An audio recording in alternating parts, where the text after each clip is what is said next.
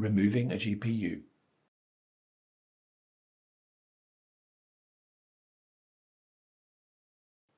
Remove the tray cover.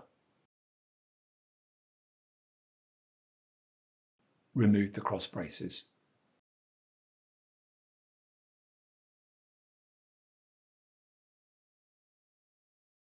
Remove the bus bar. Remove the water loop from the GPU node.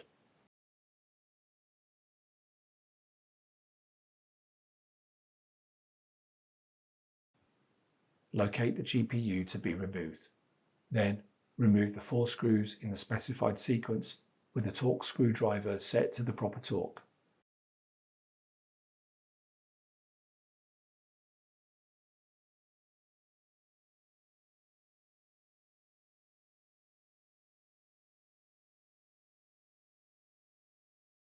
Carefully remove the GPU from the GPU board.